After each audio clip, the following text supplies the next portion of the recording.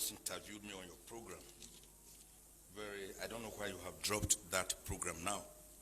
Let me say I'm very happy to see my brother and friend here today, Barrister Nyesom Wike, Dike Ohawan Ikwere, great Nigerian, man who has interrogated the issue of concerning our democracy, particularly our federalism as a concept, through his actions as a governor. When you interrogate authorities concerning VAT, concerning your powers as a governor, that the president is not a principal overloading himself over small pupils. Mr. Governor, sir, you have done well for Nigeria. May God bless you.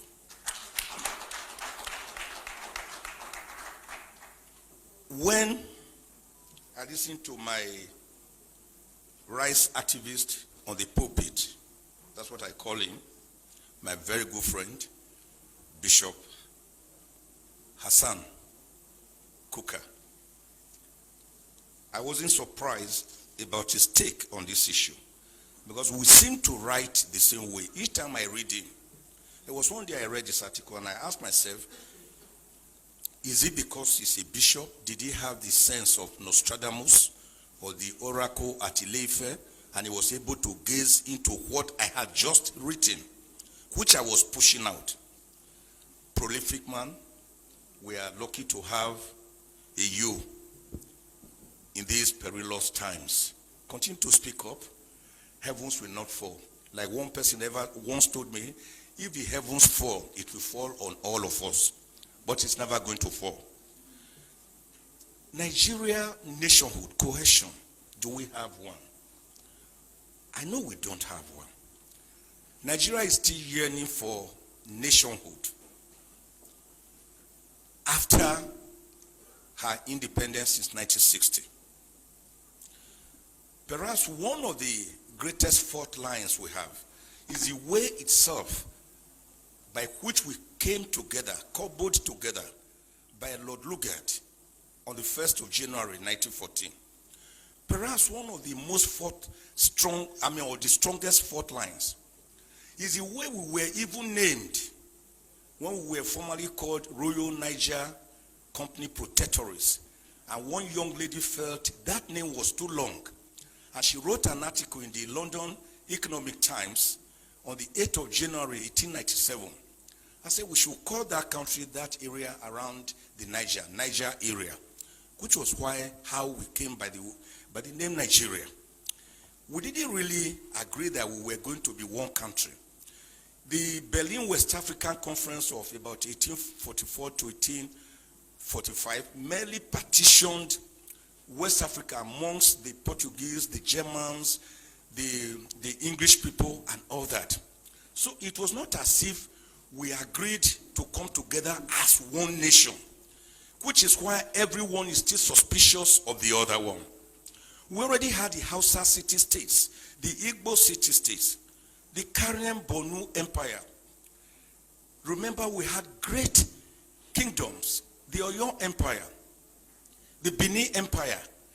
Remember the great role of Oba Ovorami Nogbaise, the man who told the British, don't visit Benin during that holy month in December of 1897. And the British said they must visit. And of course, the guards who were in charge of the moat seized them and killed them.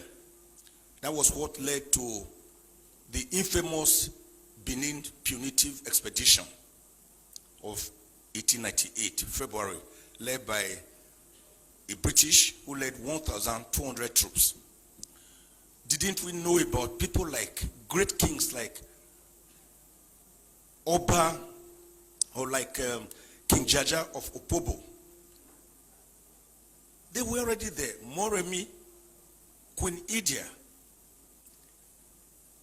So we had our set ways of life, and we were happy before the British came with their mercantilism, holding the Bible in one hand And of course, slave trade, on the other hand, a trade that was to ravage us for over 500 years before people like William Wilberforce, Thomas Clarkson, even our own Olaudah Equiano stepped in. And before the great American, Abraham Lincoln, on the 19th of November, 1863, abolished slave trade, for which, of course, he was promptly executed in 1865. So the problems have been there. That is why no Nigerian believes I am a Nigerian. If you ask me, I will say I'm from Ijukwe, a small village near Agenibode, in Esako, East Local Government Area of Edo State. Because unlike what President Kennedy once told the Americans, think not of what your country can do for you, but what you can do for your country. Nigerians ask themselves, what has Nigeria done for us that we are in turn expected to do much for her? That is why go around Abuja or Lagos or any city in Nigeria on Sundays and you see the various town unions, because the people believe more in their town unions, in their village enclaves, than that contraction called Nigeria, which is practicing unitarism rather than federalism. And my bishop brother narrated the history very well. The American Revolution, the independence of 1776, and of course, the Philadelphia Convention between May and September 1787, where they decided to have a more perfect union with 50 confederates coming together. They were already confederates, but they needed to have a more perfect union.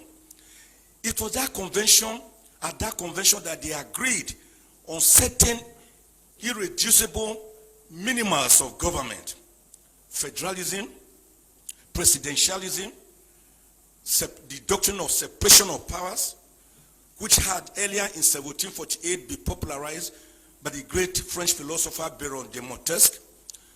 It was at that conference or convention they agreed on the doctrine of judicial review. It was at that conference that Washington himself was thrown up, who became the first president of America. It was at that conference you had the great federalists like Alexander Hamilton, John James, Thomas Jefferson, James Madison, great Americans that wrote the American Constitution, which today had just about 27 amendments and about 7,891 words, unlike our Constitution, which is as big as a briefcase and is unworkable because it is not the people's constitution. Now, what happened at that conference is that the people decided to come together to believe in a document, in a constitution, which was people-driven. After the 50 states came together, 36 states, and then subjected it to a referendum. So I've always asked the question, why is Nigeria, why are we afraid of that word referendum when we hear of a referendum, plebiscite? Didn't we do it here at least in 1963 on the 10th of August when the Midwest region was separated from the Western region to become the 4th region in Nigeria?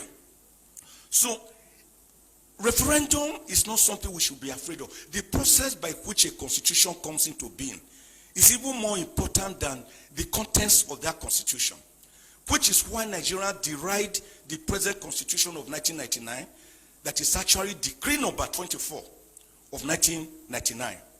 So the American Constitution was people-driven, unlike the Nigerian Constitution that was a militarily imposed constitution. It can never enjoy the legitimacy, the credibility, the believability, and the autonomy of the people, because it is not autonomous. It is not people-driven. So Egypt did it. They had their own constitution. Iraq, Iran, after a referendum, Kenya, South Africa, Morocco, Tunisia, Eritrea. Why can't we have our own constitution? It is not that it will solve all the problems, but it will be the beginning of the solution to the problems so that mutual respect will come in.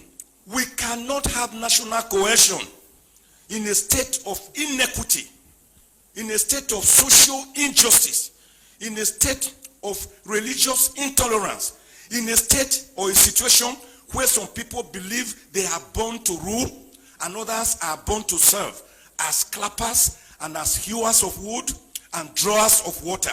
Let me end, sir. Since you are warning me, the way late MKO Abiola put it, I always like to mimic him. Great Nigerian who won the presidency but was murdered and he never reigned for one day.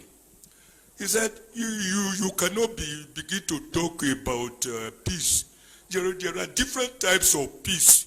In fact, the most peaceful place on earth is the graveyard, the cemetery.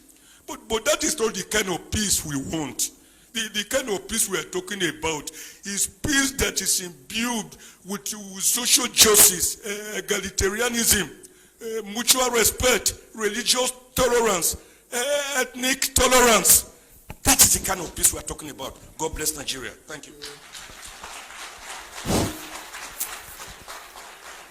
Thank you very much, distinguished son.